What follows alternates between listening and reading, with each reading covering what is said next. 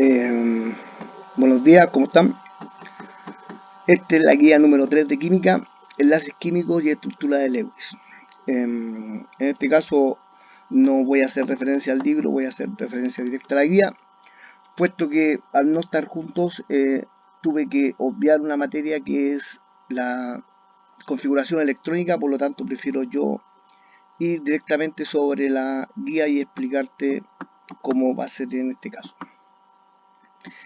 En esta guía intentaremos entender la estructura que tiene la última corteza de los electrones sobre los átomos, que se puede representar de alguna manera como lo dijo Gilbert Lewis, que concluyó que los átomos se enlazan por sus electrones de valencia en su última capa y se representan de la siguiente forma en una tabla. Por ejemplo, los grupos que son grupo 1, 2, 3, 4, 5, 6, 7 y 8. El 3 está malo. Aquí debería ser 3. Y aparece un 2. Los del grupo 1 tienen un electrón de valencia, los del 2 tienen 2, los del 3 tienen 3, los del 4, 4, los del 5, 5, los del 6, 6, los del 7, 7 y los del 8, 8. Estos electrones son los que están en la última capa y se explica por la configuración electrónica, materia que lamentablemente no pudimos ver y la tendremos que repasar alguna vez.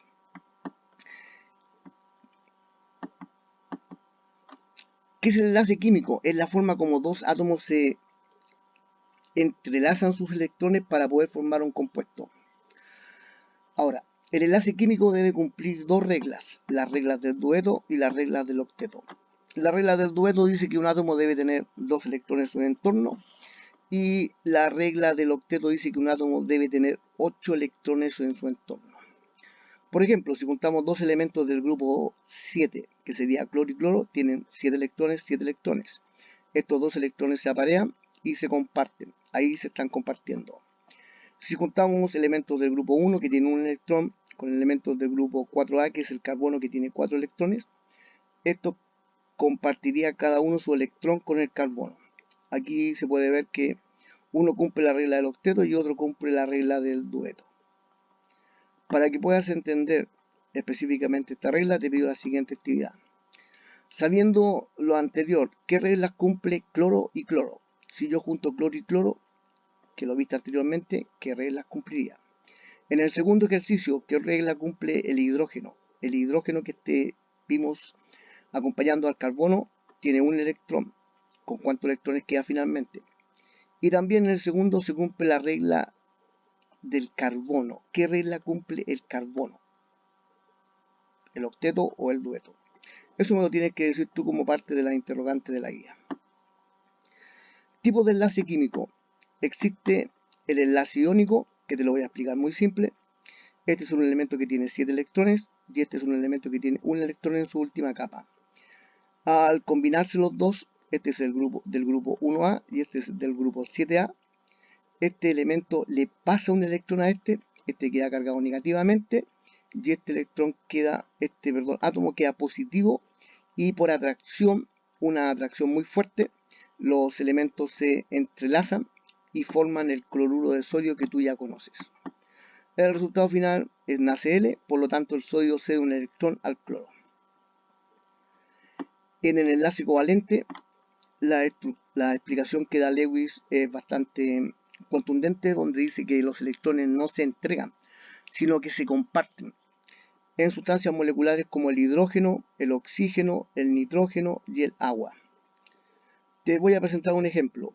Si este hidrógeno se uniera con el cloro y formara el ácido clorhídrico, el hidrógeno quedaría sin electrones. Por lo tanto, el hidrógeno comparte los electrones con el cloro.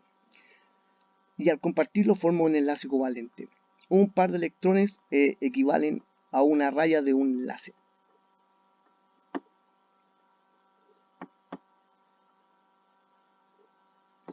Aquí hay ejemplos de enlaces que tú puedes ver. Electrón, electrón, raya. Electrón, electrón, raya. Aquí hay dos electrones, dos rayas. Incluso podríamos colocar las dos rayitas arriba y no habría ningún problema. El nitrógeno, por ser del grupo 5A tiene 5 electrones, 3 que forman enlace. Aquí están los 3, podríamos tener 2 rayitas arriba. El flúor con el flúor completan sus 7 electrones cada uno. Al juntar estos dos hacen octeto y tienen una raya ahí quedando con los electrones por afuera. El CO2 es un compuesto un poco más difícil, puesto que hay que escoger un átomo central y 2 enlaces dobles. Solamente para que lo conozcas por esta vez.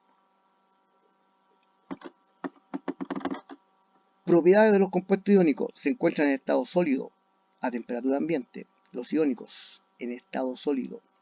Alto punto de fusión y ebullición. Se disuelven en solventes polares como el agua.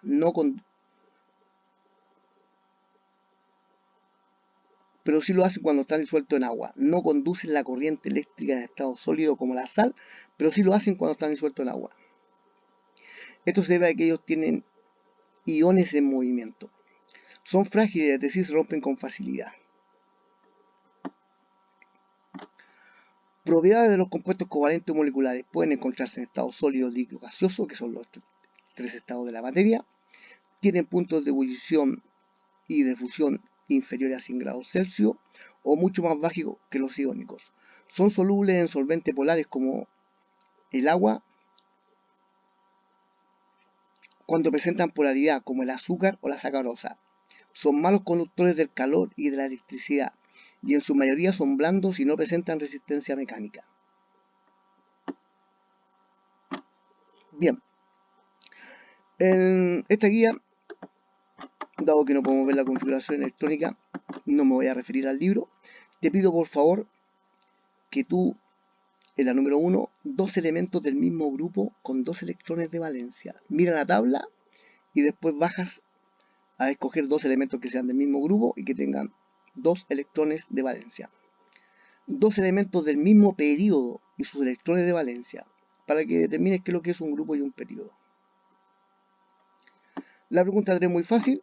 Dibuja los electrones de valencia del neón y del flúor.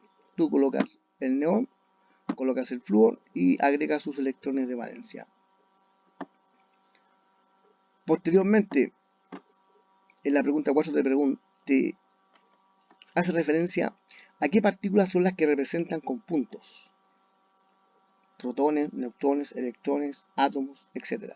Tú me colocas el puntito y me dices qué representa la partícula y dónde se encuentra específicamente. Si se deja caer una porción de sal y un poco de hielo al suelo, el hielo se derrite y la sal no. ¿Por qué crees que sucede esto? Hablamos de los puntos de fusión y de ebullición. La sal es un compuesto iónico, el hielo es un compuesto molecular. Ahí debe hacer referencia a tu respuesta. Clasifica la sal y el agua según el tipo de compuesto que forma. La sal lo vimos, el agua lo vimos, debe ser muy fácil. Y la pregunta 7 tal vez sea la más difícil. ¿Qué tipo de compuesto es el fluoruro de litio y por qué? Escribe su estructura de Lewis. Si es del grupo 1, es del grupo 3, es del grupo 7, del grupo 1 y del grupo 7 ya lo vimos en la explicación anterior.